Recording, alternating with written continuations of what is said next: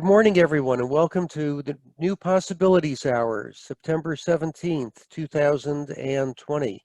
This is part of the Will Work for Food project, where we bring you these webinars, very valuable webinars free of charge, and we ask you to contribute to a food bank if you like what you see. Natalie, I believe we've hit over $52,000 raised so far for food banks worldwide. You want to update us, please? You bet. I love giving these updates. Jeff, we're at $52,400 in donations from the ADR and legal industries for food banks all over the globe. Unbelievable. Well, thank you all the people who watch these webinars and contribute so generously. Our special guest today is John Kiernan.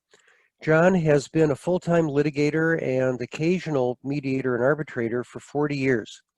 His home base has been the New York headquartered international law firm of Debevoise and Plimpton, where he has been a partner since 1988, a member of the management committee, and for 15 years, co-chair of the litigation department.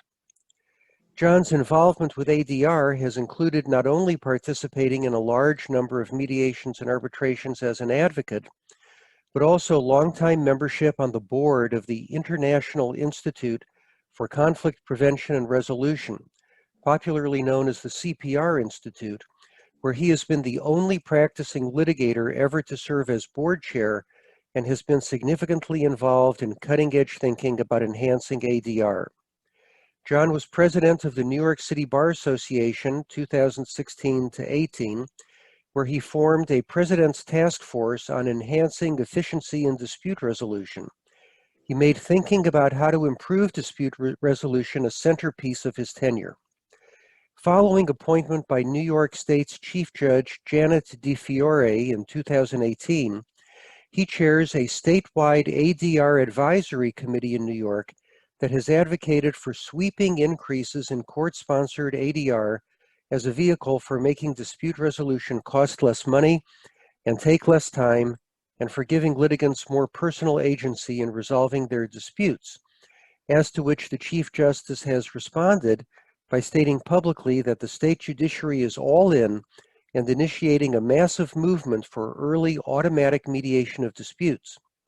John has also written and spoken extensively on advancing ADR, including in a 2019 article in the Cardozo Law Review.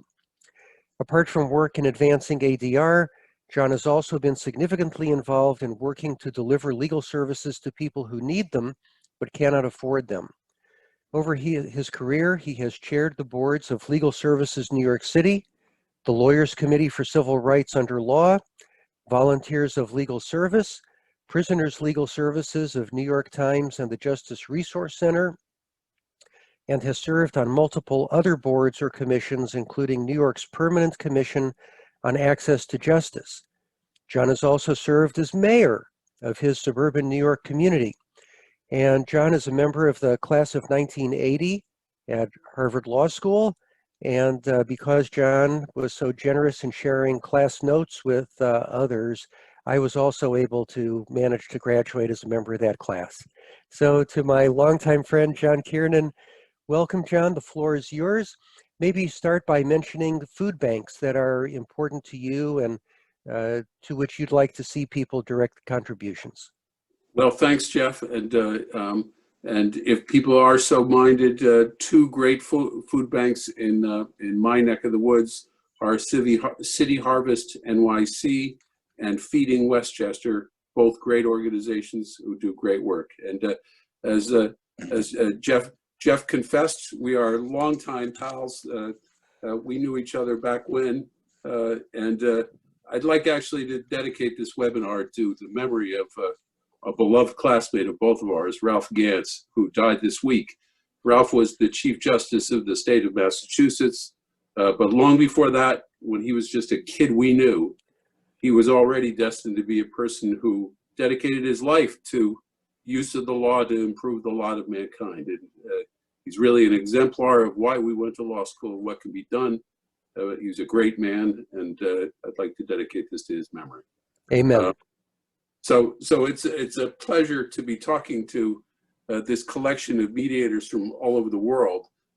from Jeff's description of this group, it sounds pretty clear that this is not a group that needs to be persuaded of the value of ADR as a vehicle for resolving disputes. You've been walking that talk, many of you, for decades. Instead of preaching to the converted on the basic value of ADR and particularly of mediation, I thought in the spirit of thinking about new possibilities, I'd spend a few minutes today talking about where mediation and other forms of dispute resolution seem to stand in their evolution. So let me suggest two basic propositions that may or may not be controversial with this group.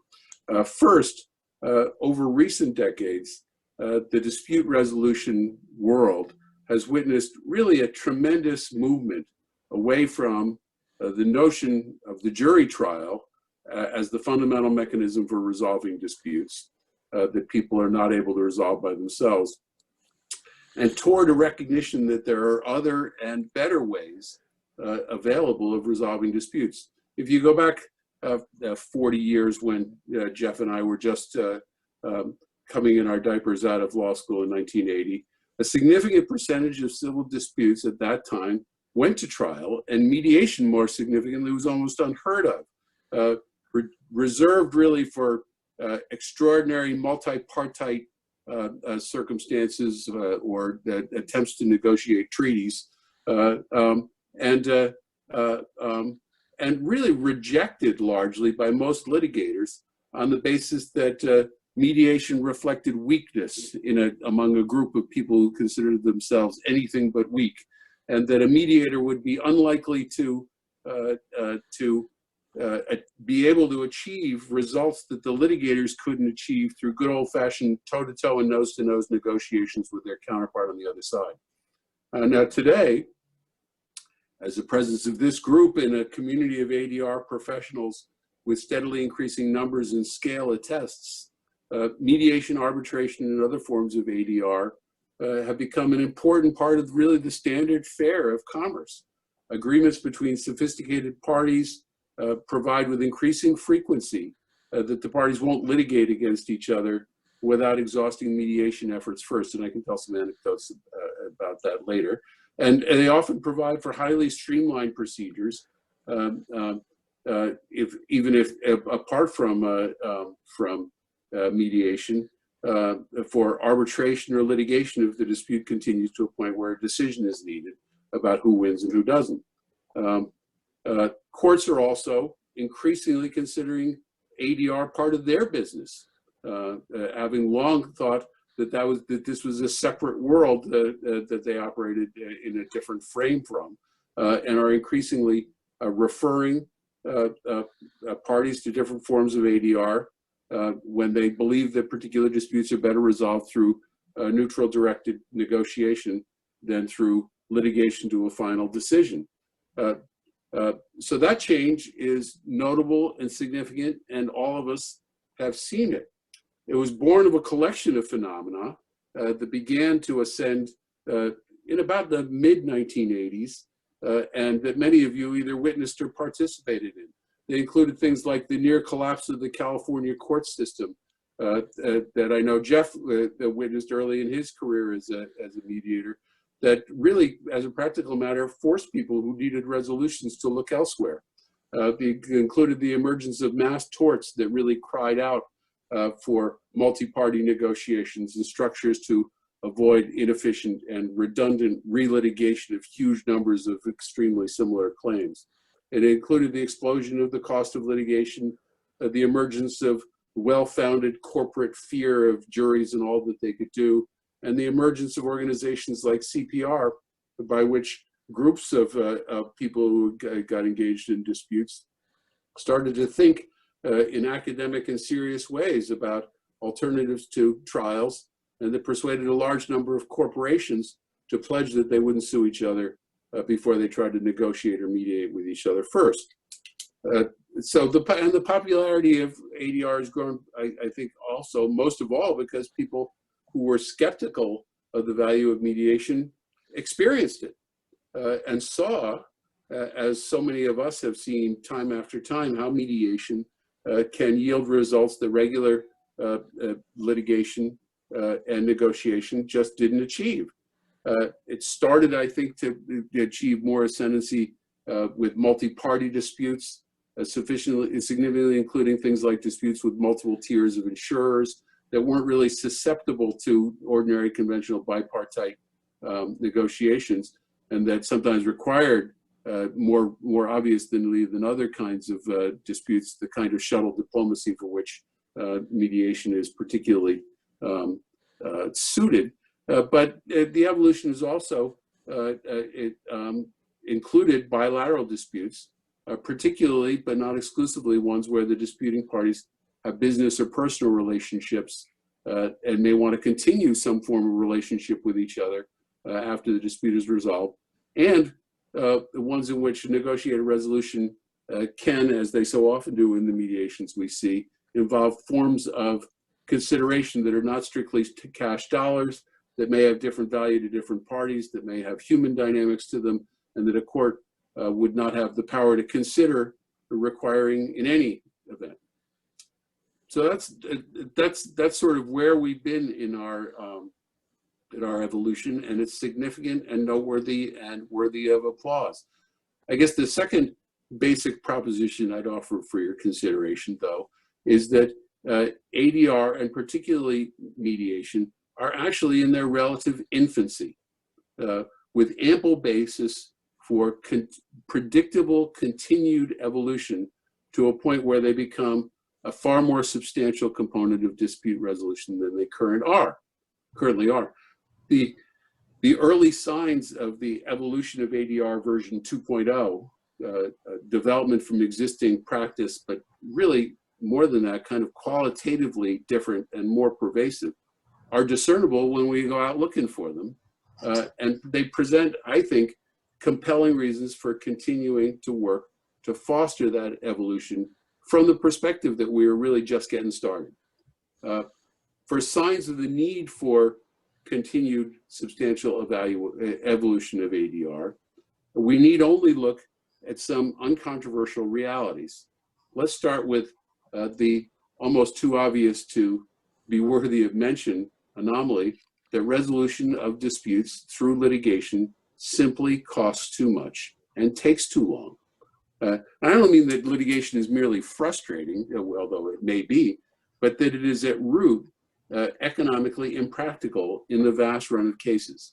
If you carve out small claims courts, where the court systems in many places have actually done a pretty good job of figuring out how to calibrate the dispute resolution process and procedures to the scale of the dispute.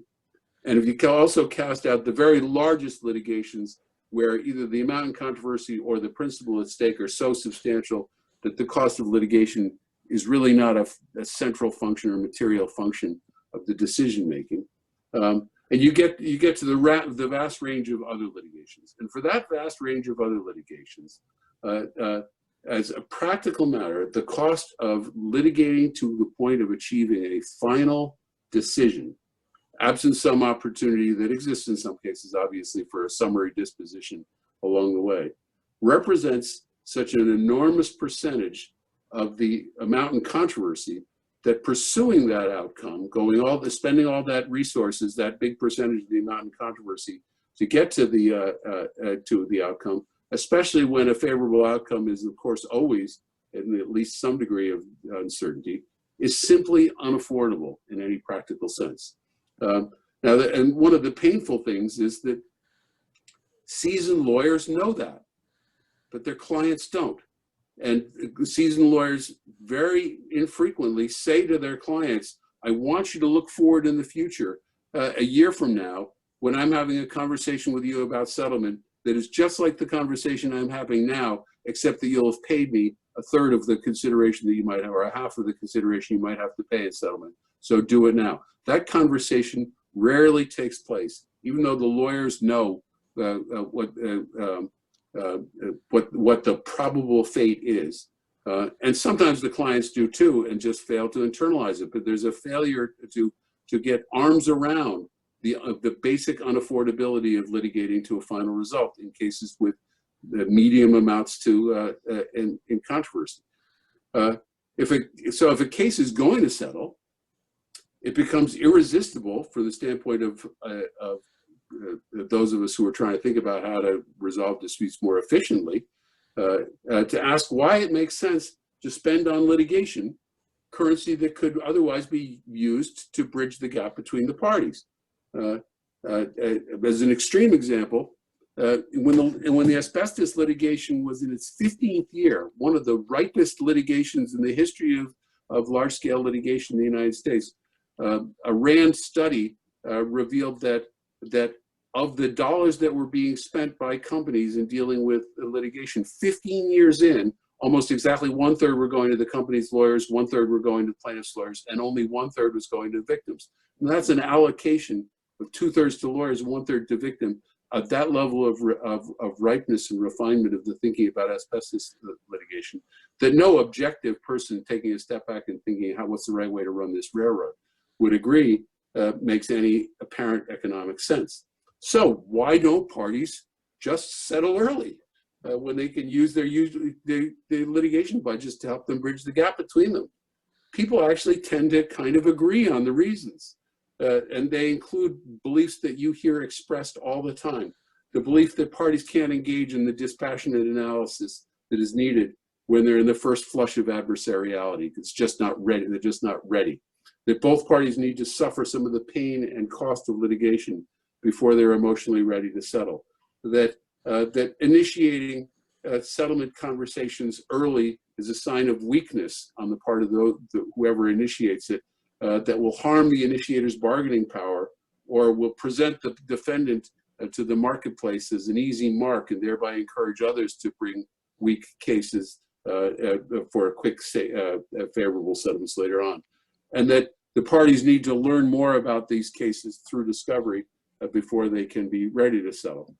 Now, the fascinating questions arise when we start to consider rigorously how legitimate those undoubtedly very powerful obstacles to early serious settlement discussions really are. And of course, the one you put at the top of the list is, I can't be the one who starts because that's a sign of weakness.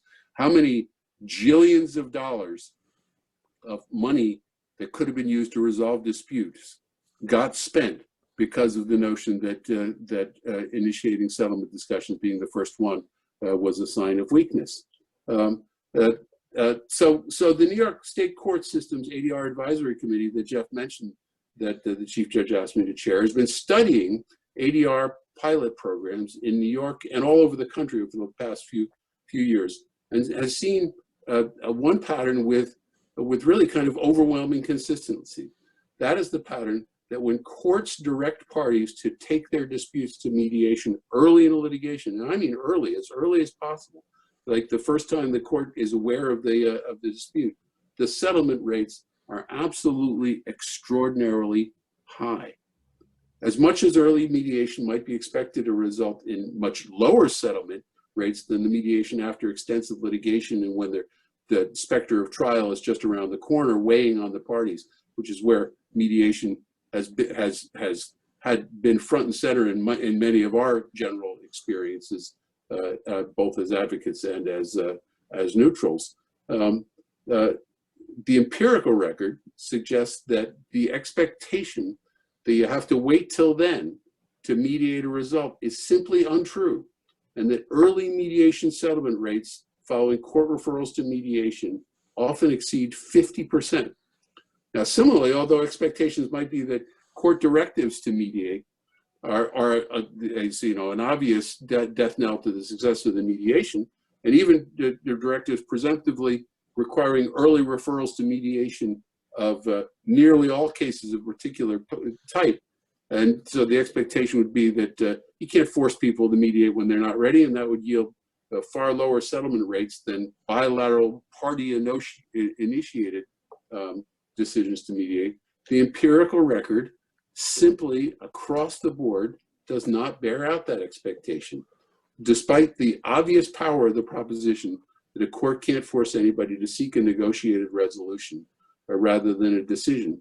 Court referrals to presumptive mediation apparently are so effective at overcoming those cultural impediments to just getting started that they tend to result in settlements at enormous rates, suggesting that it really isn't the lack of capacity to settle early, but these cultural impediments that actually is the big thing that is holding back early mediations across the board in a much broader category of cases. And by the way, on the discovery point, you know, fascinating exercise.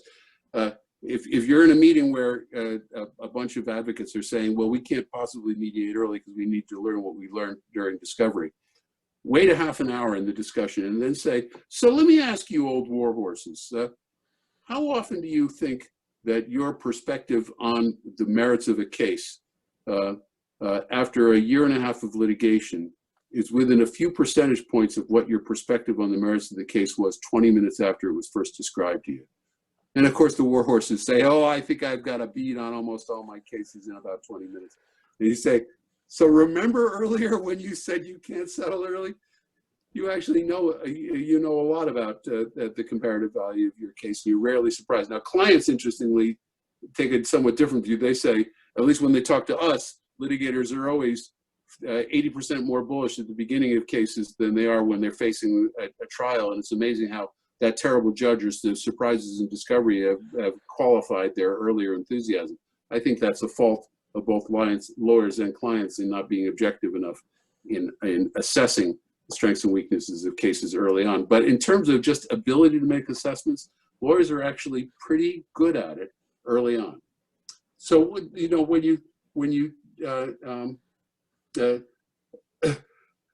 so, and by the way, this tendency that I've described of being willing to mediate when ordered to do so is so strong that in a collection of pilot programs just going on in New York, one of the most remarkable pieces of the programs is that the lawyers are besieging the judges behind the scenes. Please order me to mediation, because I can't settle this, but if you order me to mediation, then I can. Suggesting that there's just this hump that has to be gotten over, and that once that hump is over, you actually can mediate at levels that actually you know, implicate changes to the entire structure of your dispute resolution system in a state, starting early. When you see pilot program after pilot program in which automatic presumptive referrals of all cases of a certain type to early mediation result in really quite staggeringly high settlement rates, and I can provide some more details about that, the apparent clear message is that there is an enormous but incompletely recognized and appreciated genuine public appetite for this form of dispute resolution that avoids the problems and that litigation simply costs too much and takes too long. Parties directed to take off their adversary warrior hats and put on the hats of people who have some personal agency in resolving their disputes, instead of going to a succession of meetings in which somebody in black robes does things they don't understand that affect their interests, and as to which they feel entirely passive. Those folks are actually apparently able to shift gears and negotiate peace, even really during the first flush of their anger at each other, with the incentive of saving litigation costs. Operating obviously is a powerful counterweight to all those longstanding cultural sensibilities, viewing early mediation as impractical and doomed to fail. And there's some examples I can give you illustrate, in at least some forms of disputes, prominently including things like matrimonial, family, surrogates court, disputes between commercial parties who are going to have continued dealings with each other. The lawyers who have had experience with such dispute resolution efforts tend overwhelmingly to recognize their advantages over conventional litigation and to favor those processes in advising their clients for those processes' capability to help achieve an affordable and tolerable result, reflecting some important components of personal agency rather than mere passive receipt of court opinions. And I can provide you, fascinating stories about New Jersey, which is the state that is the farthest along in having really truly broad scale mediation at a scale that actually affects how the rest of administration of justice takes place in New Jersey, where initial opponents like the matrimonial bar, who were ferociously opposed to it, now would be rioting in the streets if you eliminated the early presumptive automatic referrals to mediation. It's become a staple of the New Jersey practice. Now, for just one slightly different perspective on what ADR 2.0 looks like, it seems to point powerfully in a similar direction. Let me step out from the vast range of litigations where fighting to an ultimate decision is almost certainly unaffordable, and to the world of court-sponsored mediation, to the relatively rarefied realm of disputes where the amount or principle in controversy is so substantial that the litigation cost is not the driving force, although it's only some force, it seems, for seeing that a negotiated resolution is the right answer. What litigators have broadly seen in this form of major business dispute over recent decades is an almost epochal clash of cultures. On one hand, many businesses and their relevant decision makers continue today, as much as they have for the last 40 years, to view litigation as war and describe it in those kinds of terms. In this realm, the people interviewing candidates to be their litigator unapologetically look for the most aggressive, ready to burden the other side, bullish for the client's position litigator they can find. Often the general counsel's office is pressed in this sort of disposition by the executives whose conduct is being attacked and is the focal point of the litigation, who are angry and defensive and seeking vindication or payback for the offense of the disputes even existing. Litigators tend to have not much difficulty discerning this sensibility in potential clients who have it, and they tend to respond in kind with aggressive litigation strategies and styles and tough talks and assurances about how powerful the client's position is.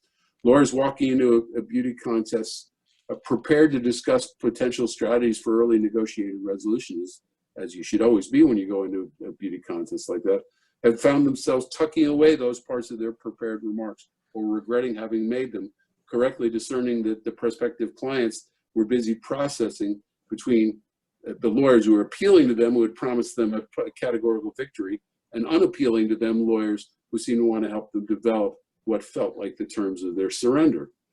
Now, on the other hand, in this clash of cultures, we litigators have also seen the new and emerging breed of business decision makers who view litigation not as war, but as a familiar form of business problem like other business problems they face, requiring the most skilled people to provide a dispassionate analysis of risk, cost of vindication, consequences of the distractions of litigation, reputational costs and benefits, and probability and timetable for success or failure.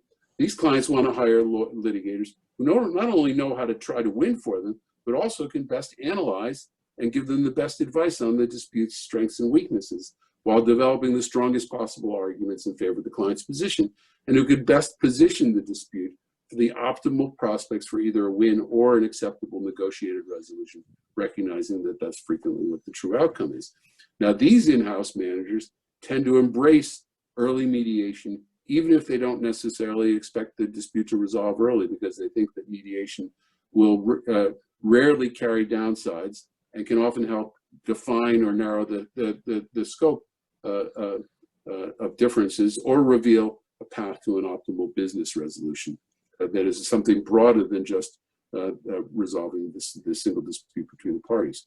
While those decision makers love to win disputes, as all clients and litigators do, their sense of the institutional cost associated with the possibility of defeat presses them toward rigorous determination of the risk discounted value of their position and attempts to settle on favorable terms without delays in time, in line with that valuation. So now ADR 2.0, this what we see in the future, involves assuming that with the right encouragement, the cultural impediments to disputing parties doing what is ultimately in their greatest economic and personal best interests will erode. And make no mistake, it is clear that parties are often not acting in their best interest, and that these cultural impediments are what's preventing them from doing so. If you believe that assumption, it seems inevitable that early court-sponsored presumptive mediation of disputes will become pervasive. And by the way, what that means, the places where it's pervasive, is that it includes contemplation of mediators who go beyond just being volunteer members of panels, but actually get compensated for their work. Because in order to do this, you need actually thousands of mediators to have a real effect on the court system, even if only as a measure to promote docket control. And sophisticated clients on that other side can be predictably expected, as they continue to become more sophisticated, to embrace ADR as a lower cost and more rationalized, less emotional way of realizing the risk discounted value of their positions. That's not to say, of course, that the right answer isn't sometimes to litigate to a decision. What it is to suggest is that as time progresses and sophistication increases, people will think more rigorously about those issues. Now, it's possible that talk about what ADR 2.0 would look like as a practical matter, but let me stop there and let Jeff ask, or others ask me questions or tell me why everything just suggested is nonsense. John, that's tremendous. Thank you. The depth of your knowledge and your insights is just wonderful. Let me ask you a couple of questions. Now, you talked about people acting in their self-interest. And clearly people have financial interests, and they also have emotional interests. And the things that satisfy them emotionally may not always be the same things as satisfy them financially. You describe some of those emotional interests in conflict and victory and combat and vanquishing the other side as being so strong that when you pitch clients, you can't even mention the possibility of settlement, and that you can't even initiate those conversations because of fear that the client will think you are weak, or that you're suggesting they're weak. In these court-sponsored programs, with the settlement rate of 50%, which is a lot of cases, what is it psychologically that is going on so that people's psychological investment, their emotional self-interest in vanquish and combat, somehow dissipates or is overwhelmed simply because a court orders them into a settlement discussion? How do we get from denial to anger to acceptance so fast? How does it work psychologically? So let me suggest a couple of possible explanations. First is, I think, as I've suggested, taking a moment to focus on what is the trajectory of this dispute going to look like, and hear a mediator talk about the trajectory of the dispute, the probabilities of the dispute, and the costs of the dispute, and the duration of the dispute, I think sometimes helps people move into a different sensibility. Second, I think that people have demonstrated, and you've seen it, all of you seasoned mediators have seen it. You've seen the moment when when a parties or a party representatives fight to the death, a switch turns off, and the can this problem be solved switch turns on. It's an exciting moment for in any negotiation or in any mediation.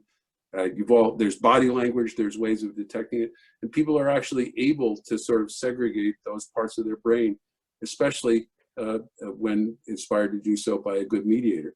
But a third thing I would suggest is, let me take some of the low-hanging fruit. Matrimonial and surrogates court. We rolled out a pilot program in Westchester Surrogates Court, and the judge, who was sort of uncertain about it. Johnny, so what is surrogates court? Sorry, that term may not be used all over the country. Fights over guardianship, trust and estates issues, family issues other than custody or child support. But I can use the example of matrimonial court, where the same thing has happened, where we began the program. The judge said, "Okay, I'm going to do this pilot program. Let's send our first 18 cases."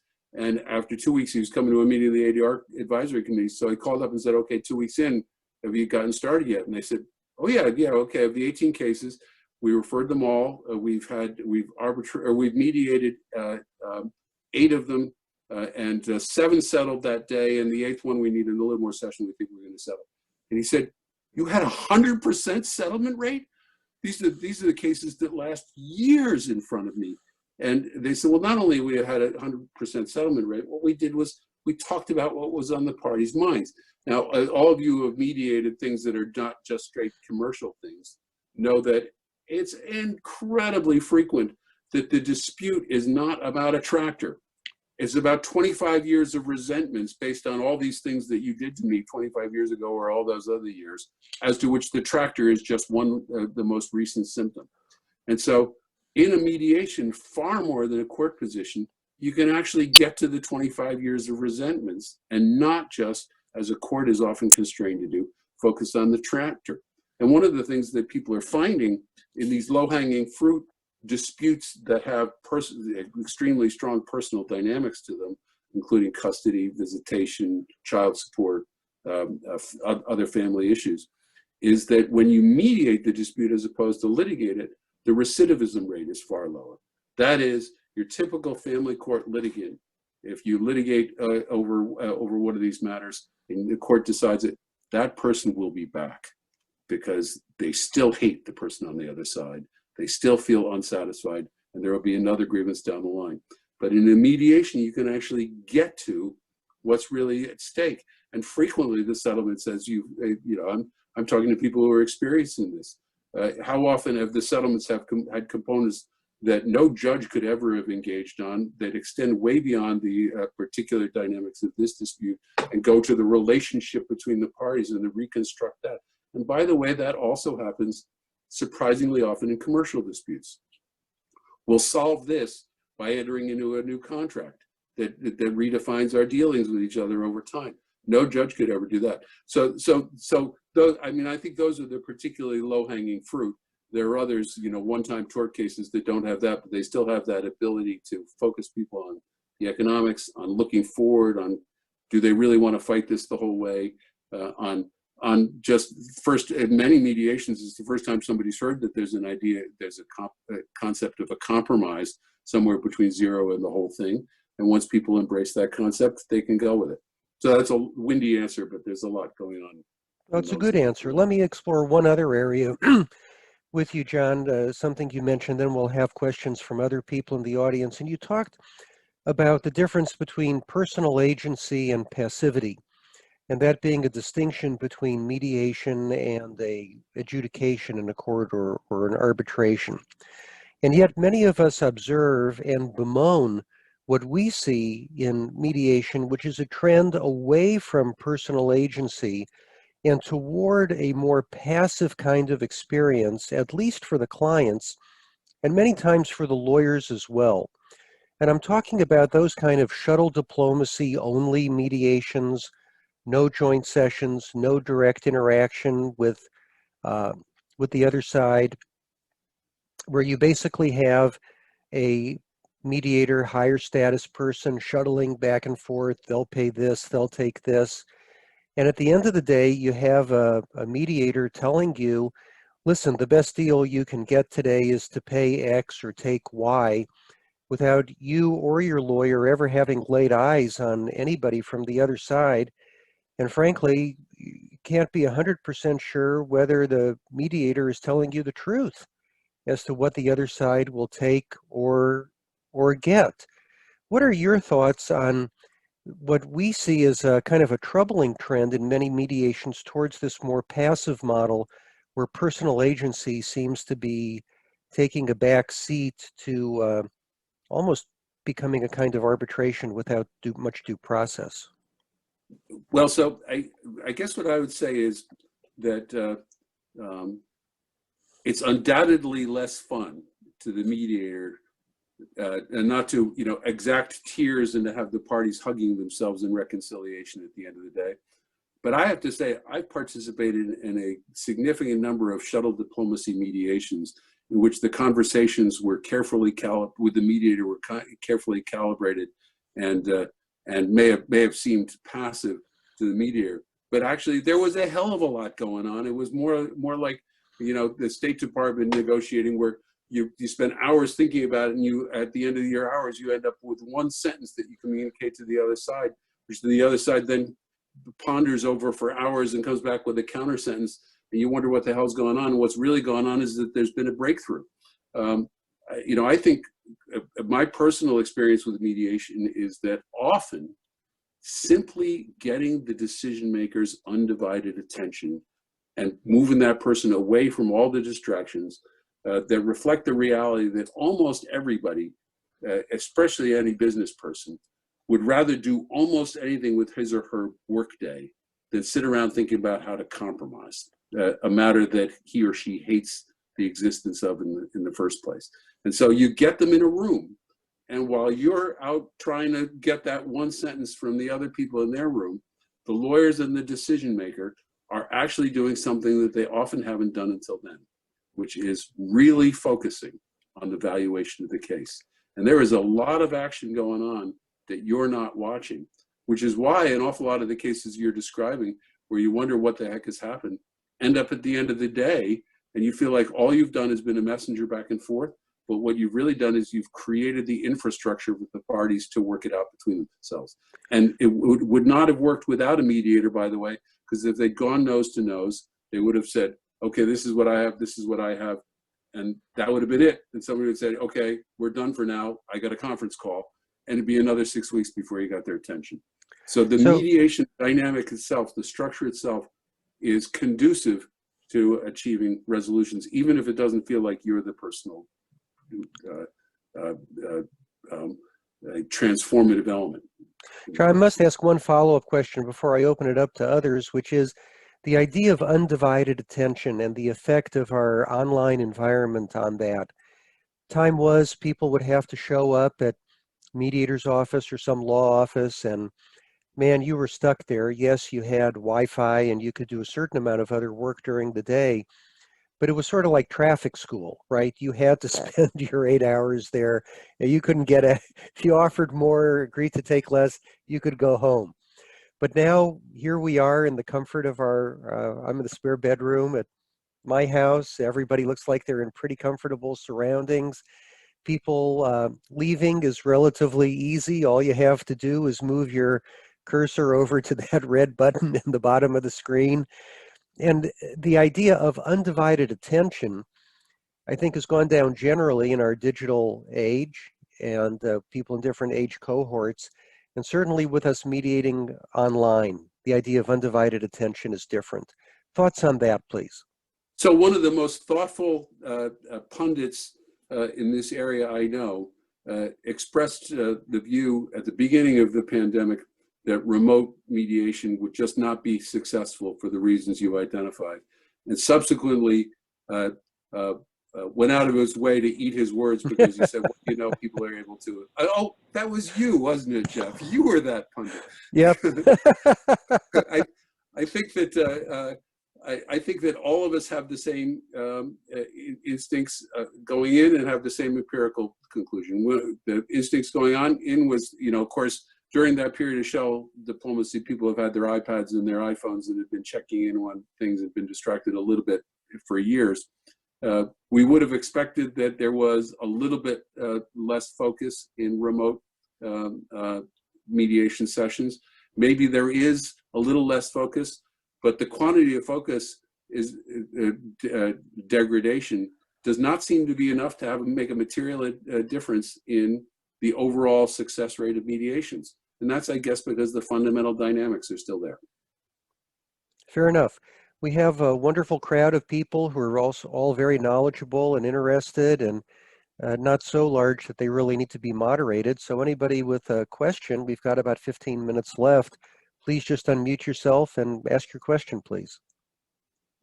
Hi. Okay, Oh, sorry. Janice, then Anthony. Oh, okay. Hi. First, I just want to thank you for your insights. I found that very informative. I'm a arbitrator and mediator, like a lot of the folks here, and I really want to get your impression about how we can capture some of these benefits in the arbitration world. For example, the court can order people to mediation, and that gets people past that initial hump, as you said, of not wanting to look weak or be the one that initiates anything that might be perceived as a soft position. Arbitrators don't have that authority. We can't force people to mediate before they do the arbitration hearing. We can suggest it, we can encourage it, we can even hint at things that might be reasonable from our perspective, but we can't actually order it. How can we capture some of the benefits of these systems that you're seeing right now, where the court's really doing a great job of getting everybody to mediation in our arbitration practice? Well, so you know, arbitration is different, obviously, from court processes as sort of a linchpin for nudging people to mediation in a couple of fundamental ways. You know, one is that arbitration really does, although there are some people who disagree, but I just think they're not right. It costs less. The discovery is constrained. The processes are calibrated.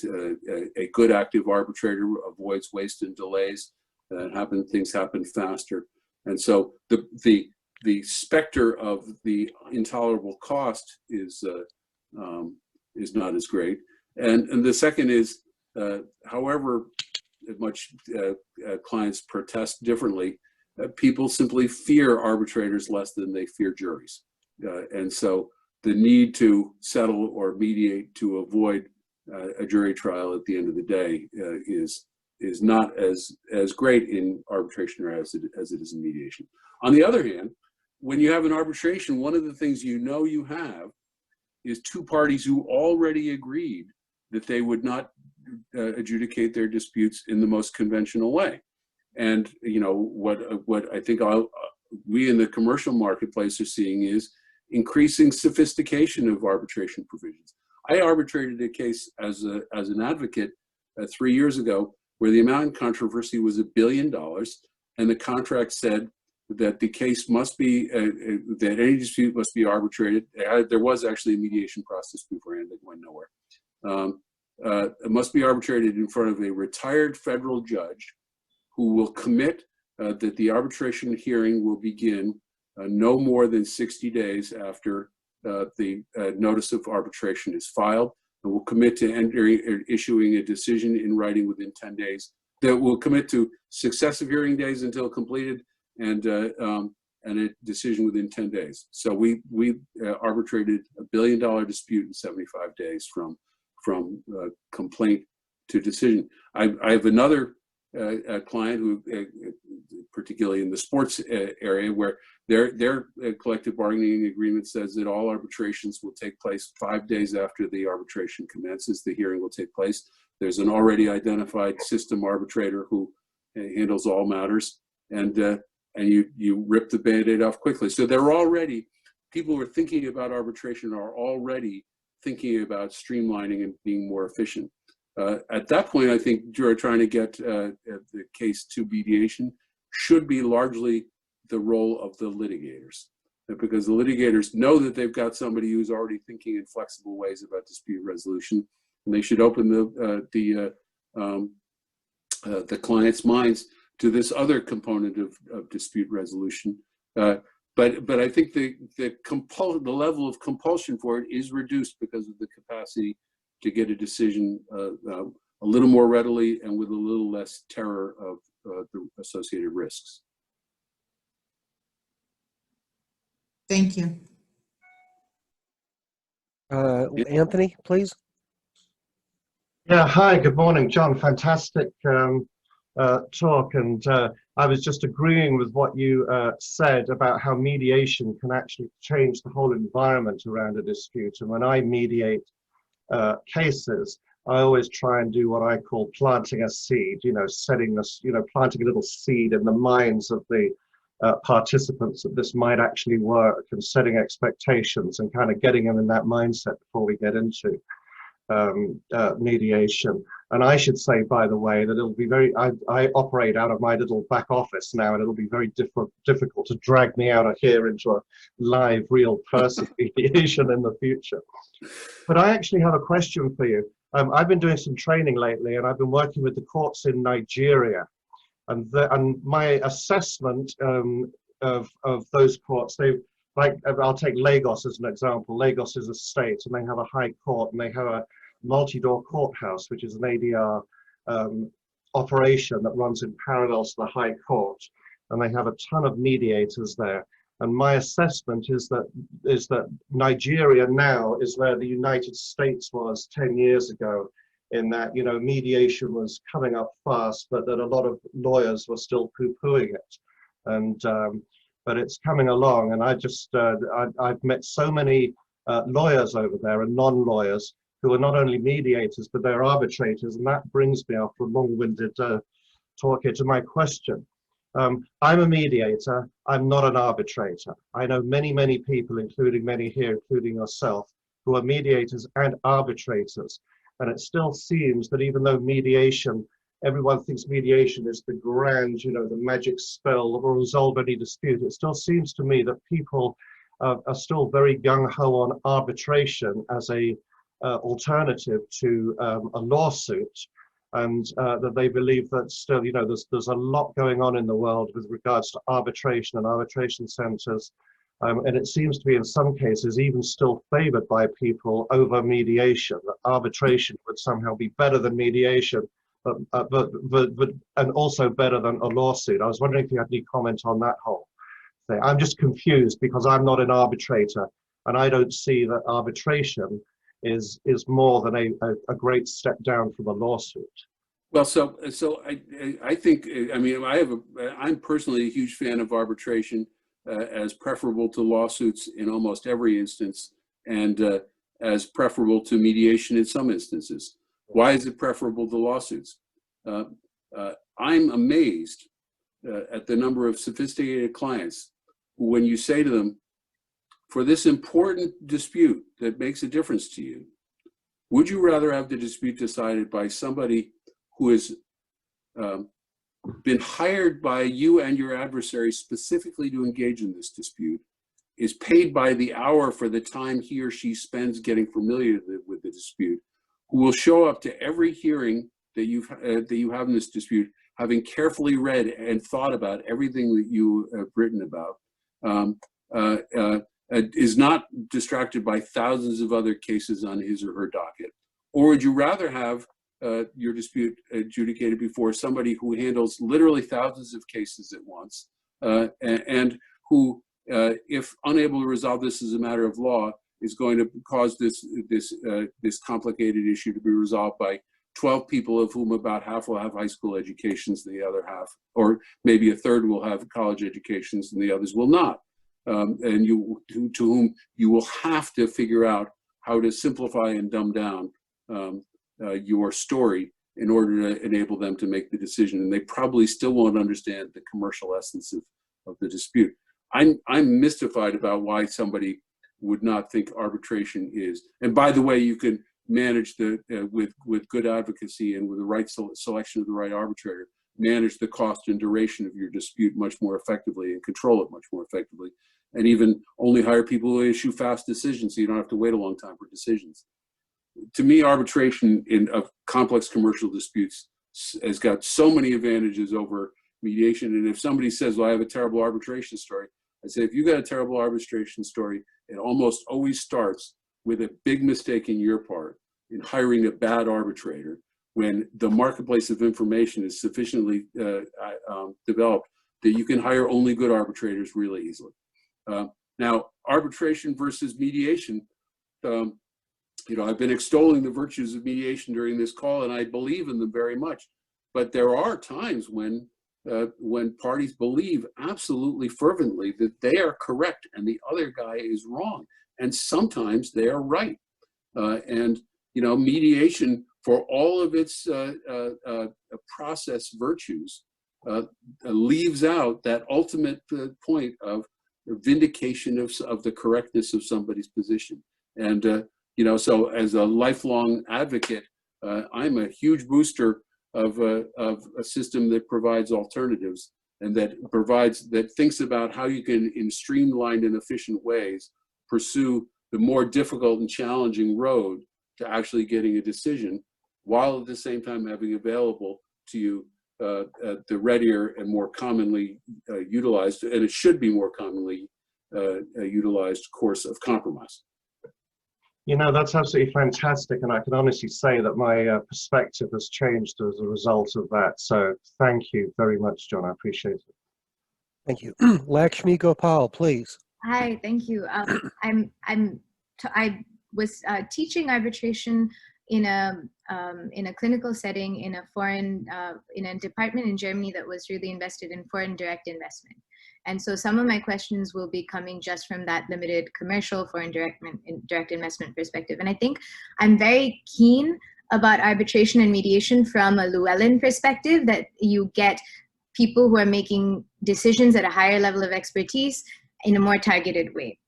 The two concerns that I have that I would love to see addressed in order to see a more sturdy ADR sector is, one, why do people come out to seek public systems for private disputes? They come out because those disputes are really, really difficult, and they expect some kind of fairness and some kind of predictable systems, right? In a civil law system, they expect the rule to be exactly the same, and the way those rules are applied to different parties will differ. They've agreed on that bargain. So ADR in a place like Germany makes perfect sense to their legal culture.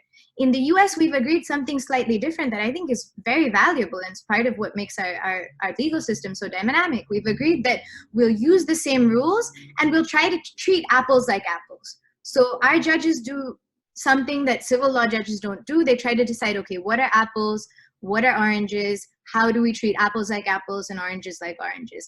And so we have a court system that leaves a very different record for the public to be able to judge the jobs that judges do, right? Are they doing that correctly? And what worries me a little bit is, what are we doing in this sector to ensure that the records that arbitrators and mediators are leaving behind, so make sure that we don't convert our system inadvertently into a civil system without some kind of broader amendment, sort of cooperative agreement to do so. See, I think the movement has been somewhat in the opposite direction. From my observation of international arbitrations, which I've participated in a lot of over the years, you know, if you go back, I mean, I think that the Americanization of international dispute resolution has been staggering. Arbitrations that I did 30 years ago would have no evidentiary hearings. They just have experts and advocates argue. International arbitrators have all, it's like mediation, and once you've had the experience of it, you know what it can do. That view is certainly attached to the art of cross-examination, which was non-existent 30 years ago and is now a standard component of arbitration now. But most importantly, when you talk about the apples and apples, of course, you know, another thing about the American system with its common law approach is that you say, and when I'm thinking about whether this is an apple or an orange, I want to take note that this other person wearing black robes in a different context said it looked more like an apple than an orange, and that influences how I address the apple-orange issue. And one of the things that has happened in international arbitration is the degree to which prior decisions are published in an area where arbitration results never used to be published and are cited as precedent, much in the nature of common law. So that you, on your point about accountability and how, you know, how is there consistency? The answer is that the major international arbitrators have a body of published work about their decisions that demonstrate their points of view, and find themselves saying, I am looking at the result in this prior arbitration that I took this approach in this one, and the way I'm reconciling them as a matter of international public law is as follows. And there is actually something that looks an awful lot like a common law of international public law that is developing. Of course, arbitration is going to be an important component of both international commercial law and international public law, because you have the starting point that nobody trusts the tribunals of one country over another when you have two different nationalities, either in contract with each other or engaging in foreign direct investment as you do. It's led to fascinating questions, particularly in the bilateral investment treaty context, which is where I've done some of my international disputes, of, why should 3 scholars who were picked by the parties get to decide what the international law of blank is and get to decide whether my developing country engaged in an expropriation for which I have to pay billions of dollars? Who the hell are these people? And the answer is that they've got to be people of enormous credibility, quality, and stature, and that the international arbitration bar in the international public law sphere tends to be that. So I hope that's a little bit responsive to your This is the first conversation I've had outside of Germany, so I'm really happy to hear that, and it answers my questions a lot. Thank you for your work. Well, John, you have proved yourself to be a person of tremendous credibility, quality, and stature through our conversation in this past hour. It was a tremendous. Thank you so much for sharing your expertise with us. We could go on for a long time. We thank you for being so generous with your time, but our time is up, and so this brings us to an end. Natalie has posted in the chat the food banks that you mentioned, John, feedingwestchester.org and cityharvest.org. So we hope people are able to contribute to those food banks or other food banks of their choice to help deal with the tremendous problem of food insecurity in our society today. And meanwhile, let me celebrate what it is that you folks are doing and encourage you to keep doing it. You are changing the face of dispute resolution in a way that is an improvement of the world. So thank you for that. Well, thank you for your kind words, and finally, thank you also for dedicating this hour to the memory of our dear friend and classmate, Ralph Gantz. May he rest in peace. And with that, my friends, we are complete. Thank you very Thanks all. much.